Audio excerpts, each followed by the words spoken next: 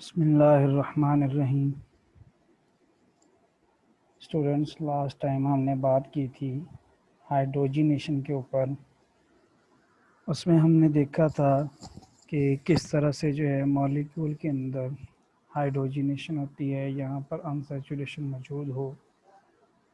उसमें हमने देखा था सिमेट्रिकल हाइड्रोजनेशन और एसिमेट्रिकल हाइड्रोजनेशन। आज हम बात करेंगे हाइड्रोबोरेशन के ऊपर। ठीक है, तो इसके बेसिक एस्पेक्ट्स जो हैं वो ये हैं। ठीक है, सबसे पहले हम देखेंगे कि हाइड्रोबोरेशन क्या है।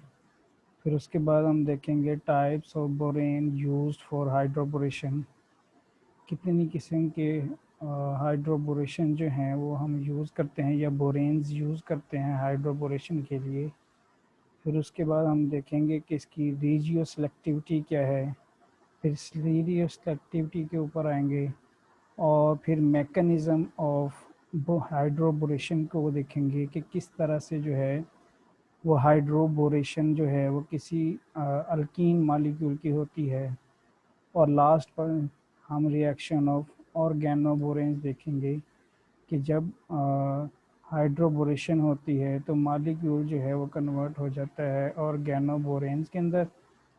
और फिर उसके फर्दर रिएक्शन जो है वो क्या हैं। तो सबसे पहले हम स्टार्ट करते हैं हाइड्रोबोरेशंस कि हाइड्रोबोरेशन क्या है। तो बेसिकली अगर हम इसकी डेफिनेशन देखें तो इसमें है hydroboration refers to the addition of hydrogen bond to carbon carbon या कार्बन नाइट्रोजन या carbon oxygen double bond as well as carbon carbon triple bonds.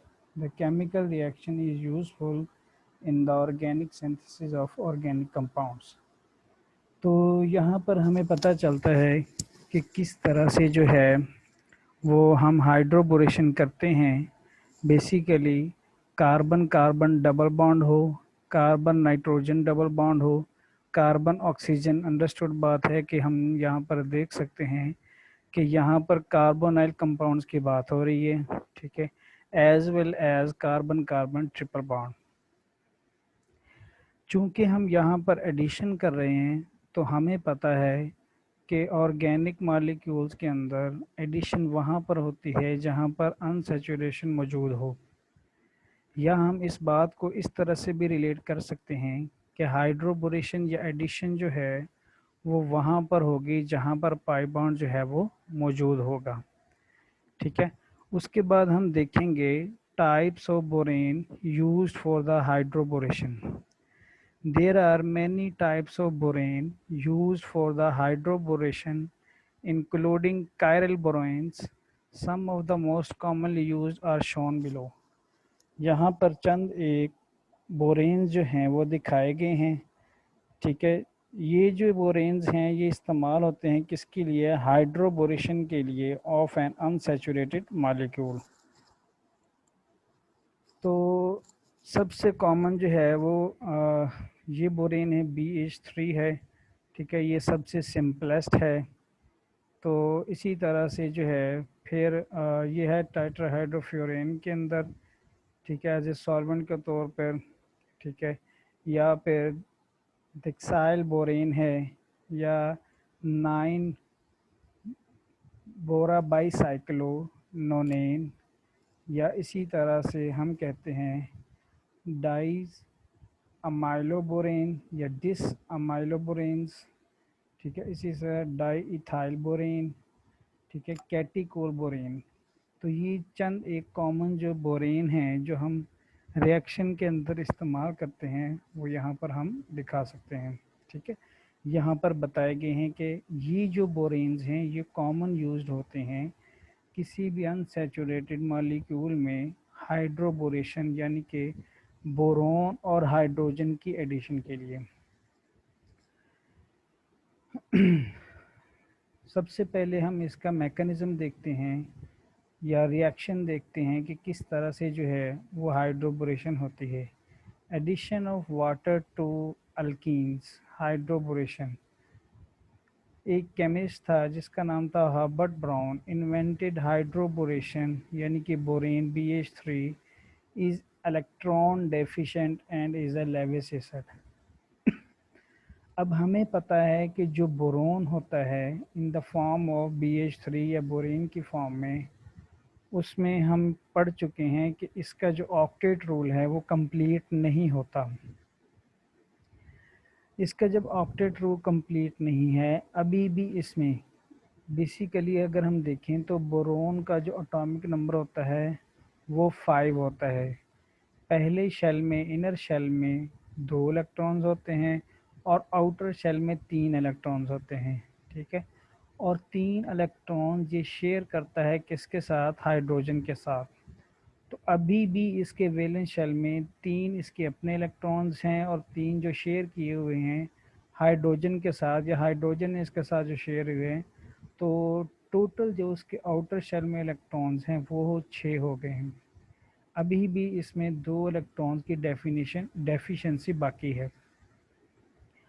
तो चूंकि इसमें इलेक्ट्रॉन की डेफिशिएंसी है, इसलिए ये इलेक्ट्रॉन को एक्सेप्ट करने की सलाहियत रखता है। कितने इलेक्ट्रॉन का जो है वो एक्सेप्ट कर सकता है? ये मैक्सिमम 2 इलेक्ट्रॉन एक्सेप्ट कर सकता है। जैसा कि हम कोऑर्डिनेट कोवलेंट बॉन्ड के अंदर डिस्कस कर चुके हैं कि नाइट्रोजन जो है वो अपना लोन पेयर बोरोन को देता है और कोऑर्डिनेट कोवलेंट बॉन्ड बना लेता है। तो वो स्पीशी जो इलेक्ट्रॉन एक्सेप्ट करने की सलाहियत रखती हो और इलेक्ट्रॉन पेयर को, ठीक है, एक्सेप्ट करने की सलाहियत रखती हो, उसे हम क्या कहते हैं? लेविस एसिड कहते हैं। और वो स्पीशी जो इलेक्ट्रॉन पेयर डोनेट करने की सलाहियत रखती हो, इसी तरह से हम उसे क्या कहेंगे? लेविस बेस कहेंगे। Borane adds to an alkene to give an organoborane. Borane जो है वो एल्कीन्स के अंदर ऐड किए जाते हैं। जब ये ऐड हो जाते हैं तो हमारे पास क्या बनता है? ऑर्गेनोबोरेन बनता है। फॉर एग्जांपल, ये हमारे पास एक कॉमन एग्जांपल है जिसे कहते हैं 2 मिथाइल 2 पेंटीन। तो जब हम इसमें बोरेन ऐड करते हैं in the form of tetrahydrofuran solvent की प्रेजेंस में, तो क्या होता है कि ये पाई बॉन्ड जो है ये टूट जाता है। टूटने के साथ एक साइड पर हाइड्रोजन आ जाती है और दूसरी साइड पर BH2 का मॉलिक्यूल आकर ऐड हो जाता है। ये आप देख सकते हैं। तो जब हाइड्रोजन भी आ गई और BH2 भी आ गया, अब हम क्या करते हैं? ये एक ऑर्गेनोबोरेन बन चुका है।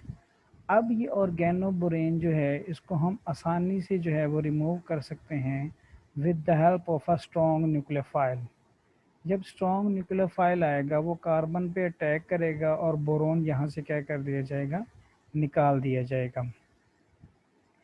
तो इसका मतलब ये है कि जब हम हाइड्रोबोरेशन करते हैं तो उसके नतीजे में जो हमारे पास ऑर्गेनोबोरेन बनता है वो एक एज ए इंटरमीडिएट के तौर पे ऐड करता है।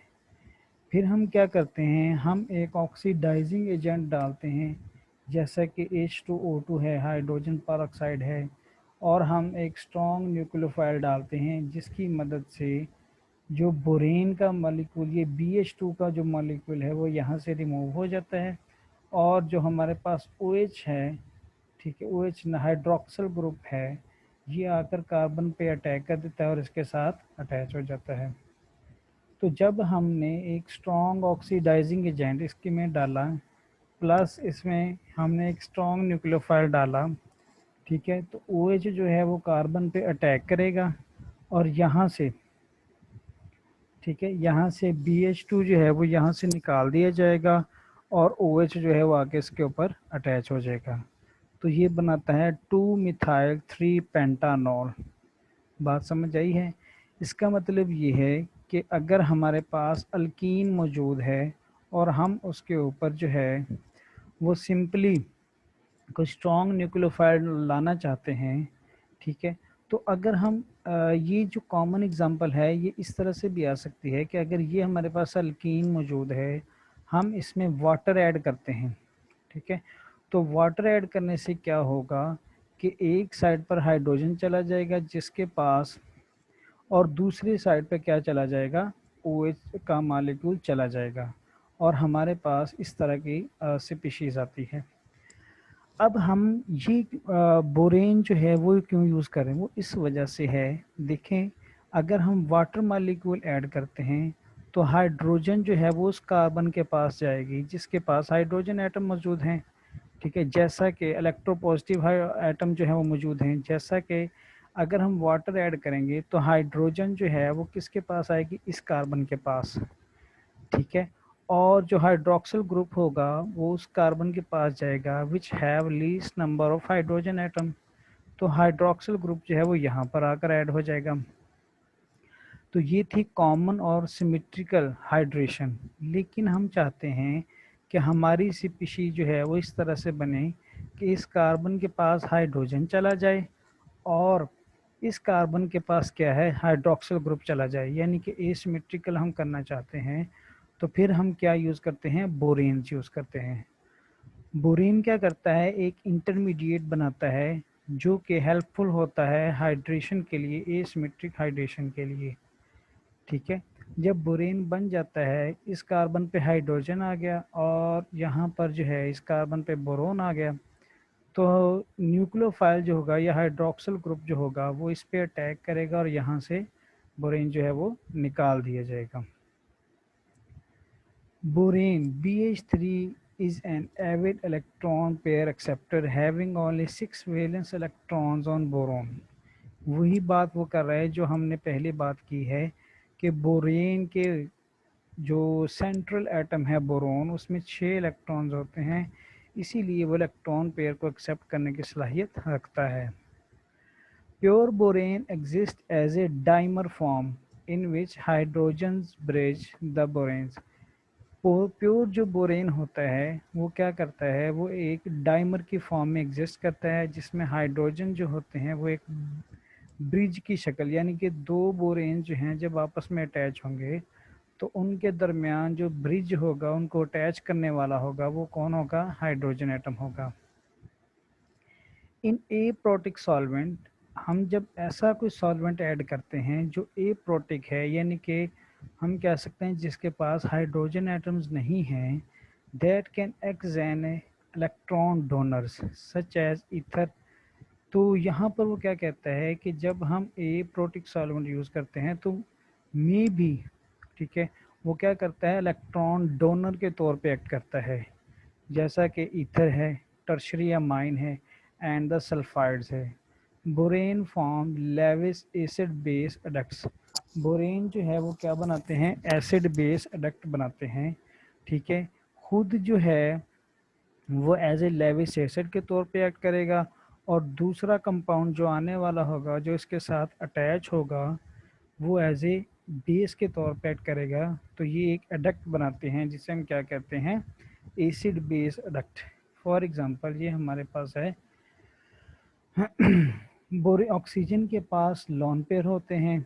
ठीक है, ये ईथर है, तो ऑक्सीजन के पास क्या थे, लॉन पेयर थे, ये इसने बोरोन को जो है वो डोनेट कर दिया और इसके साथ क्या कर लिया, बॉन्ड बना लिया, ये एक एडक्ट है। इसी तरह से टर्शरी अमाइन है, नाइट्रोजन के पास लॉन पेयर था, इसने अपना लॉन पेयर जो है वो डोनेट कर दिया बोरोन एटम को और इसने इस तरह से एक एडक्ट बना रहा है। इसी तरह से सल्फ़र जो है इसके पास भी लॉन पेयर हैं, तो लॉन पेयर जो है वो डोनेट कर दिए जाते हैं बोरोन एटम को और इस तरह से वो क्या बनाता है, एक एडक्ट बनाता है। बोरेन डिजॉल्व इन टेट्राहाइड्रोफ्लोरोन और dimethyl sulphide undergoes addition reaction rapidly with the most alkane। Borane जो है वो इसमें हम ऐड करते हैं, ठीक है, तो हमारे पास जो मोस्ट प्रोडक्ट आती है वो क्या आती हैं, अल्कीन्स आती हैं। This reaction which is known as hydroboration, ये रिएक्शन जो होता है ये क्या कहलाता है, हाइड्रोबोरेशन कहलाता है। Hydroboration is usually done under conditions in which the borane eventually reacts with the 3 alkenes molecule to give a tertiary alkyl borane या trialkyl borane। The second and the third alkyl groups would result in severe steric repulsion if the borane were added at the internal carbon। For example वो कहता है कि हमारे पास एक alkyne मौजूद है, ठीक है, ये हमारे पास जो है वो अल्कीन मौजूद है। तो इस फॉर्म में वो क्या कहता है कि जब हम इस तरह से जो है वो इसका बॉन्ड बनाते हैं तो यहाँ पर क्या होता है, एक स्फीयर टाइप की नॉन बॉन्डेड रिपल्शन होती है। ऐसा क्यों है? ऐसा इस वजह से है कि जब हम इसमें बोरेशन इसकी करवाते हैं तो ये जो पाई बॉन्ड होता है ये स्टेरिकली हिंडर्ड होता है। क्यों? क्योंकि इसकी साइडों पर जो है वो मिथाइल ग्रुप यानी कि अल्काइल ग्रुप जो है वो अटैच हैं, जो इसको क्या कर लेते हैं, कवर कर लेते हैं। लेकिन अगर हम इसी तरह से इसको इस फॉर्म में देखें तो यहाँ पर क्या होगा, यहाँ पर जो है वो टर्मिनल अल्काइल ग्रुप में जो है वो उसके साथ हाइड्रोबोरेशन करेगा और उसमें नॉन बॉन्डेड रिपल्शन जो होगी वो क्या हो जाएगी, रिड्यूस हो जाएगी। नॉन बॉन्डेड रिपल्शन का ये मतलब है कि यहाँ पर रिएक्शन जो होगा वो क्या हो जाएगा, फिजिबल हो जाएगा। लेकिन जहाँ पर स्टेरिकली हिंड्रेंस होगी वहाँ पर नॉन बॉन्डेड रिपल्शन मैक्सिमम होगी, जिसकी वजह से रिएक्शन करना जो है वो क्या हो जाएगा, मुश्किल हो जाएगा। These reagents are prepared by hydroboration of the appropriate alkene using control of stoichiometry to terminate the hydroboration at the desired degree of alkylation। Basically वो यहाँ पर कहता है कि अगर हम हाइड्रोबोरेशन करना चाहते हैं, ठीक है, तो हमें जो है वो स्टाइकोमेट्री को जो है वो उसके कॉन्सेप्ट को जो है वो इग्नोर नहीं करना चाहिए। स्टाइकोमेट्री ये कहती है कि the relationship between the reactants and products in a balanced chemical equation, this branch is known as stoichiometry।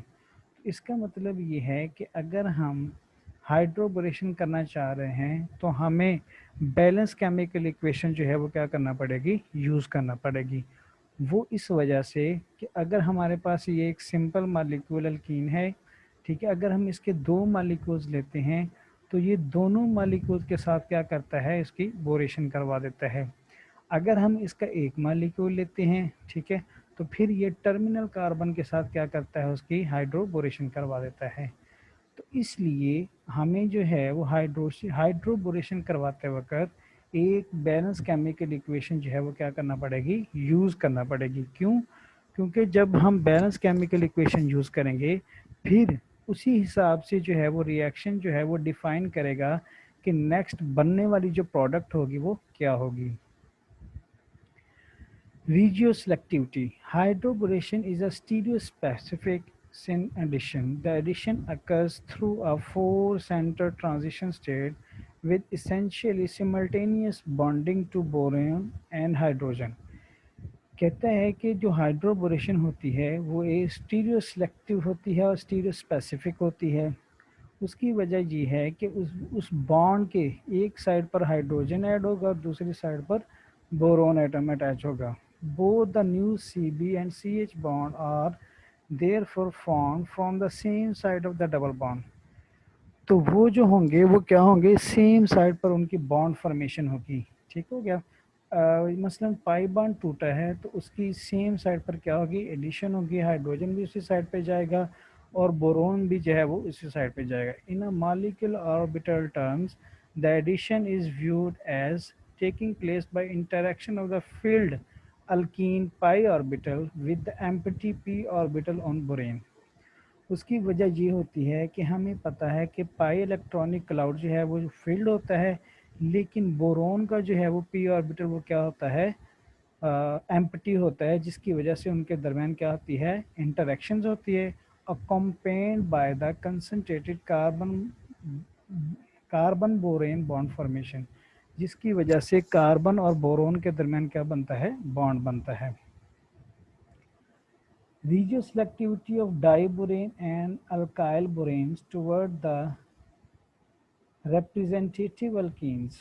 ये हमारे पास अल्कीन्स हैं, 1 हेक्सीन है, इसी तरह से 2 मिथाइल 1 ब्यूटीन है, 4 मिथाइल 2 पेंटीन है और स्टायरीन है। तो यहाँ पर हमें दिखाया गया है कि डाइबोरेन जो है उसकी जो रीजियो सेलेक्टिविटी जो है वो मैक्सिमम है यानी कि 94%, 99%, 99, 94, मोस्टली अबव 95 है, ठीक है। लेकिन जब हम बात करते हैं असल में ये क्या चीज़ बताता है, ये चीज़ ये बता रहा है कि भाई अगर हमारे पास वो कार्बन जिस पे पाई बॉन्ड मौजूद है, अगर वो लेस सब्स्टिट्यूटेड है तो उसमें रिएक्शन की फिजिबिलिटी क्या होगी, ज़्यादा होगी। इसीलिए जिस तरह कार्बन जो है वो मोर सब्स्टिट्यूटेड होती जाएगी, उसमें रिएक्टिविटी की जो सलाहियत है वो क्या होती जाएगी, कम होती जाएगी, ठीक है। तो ये आप देख सकते हैं कि यहाँ पर वो कार्बन जिसके पास पाई बॉन्ड मौजूद है वो फर्दर एक कार्बन से अटैच है, तो वो हम देख सकते हैं कि यहाँ पर जो डिक्साइल बोरेन है, ये दूसरा बोरेन है, वो वहाँ पर रिएक्शन शो नहीं करते। यहाँ पर भी आप देख सकते हैं कि 4 मिथाइल 2 पेंटीन है, तो ये मोर सब्स्टिट्यूटेड हैं, तो इसी वजह से इनकी जो प्रोडक्ट है वो क्या हो रही है, कम बन रही है। यहाँ पर दिखाया गया है, ये मैकेनिज्म दिखाया गया है कि ये हमारे पास पाई इलेक्ट्रॉनिक क्लाउड है, इसके साथ बोरोन का एम्प्टी ऑर्बिटल आकर क्या करता है, इसके साथ इंटरेक्शन करता है, जिसकी वजह से क्या होता है कि एक कार्बन के पास हाइड्रोजन चला जाता है और जब के दूसरी कार्बन के पास क्या चला जाता है, बोरोन एटम चला जाता है। और इस तरह से जो है ये देखें, ये इस कार्बन के पास हाइड्रोजन चला गया और इसके पास बोरोन एटम चला गया, तो इस तरह से जो है वो अपना रिएक्शन शो करता है। उम्मीद है आज का लेक्चर जो है वो आपको समझ आया होगा। नेक्स्ट टाइम जो है वो हम इंशाल्लाह इसकी बात करेंगे स्टीरियो सिलेक्टिविटी के ऊपर, ठीक है। कोई भी क्वेश्चन हो तो वो हम इंशाल्लाह क्वेश्चन सेशन के अंदर जो है उसको क्लियर करेंगे। अल्लाह हाफिज़।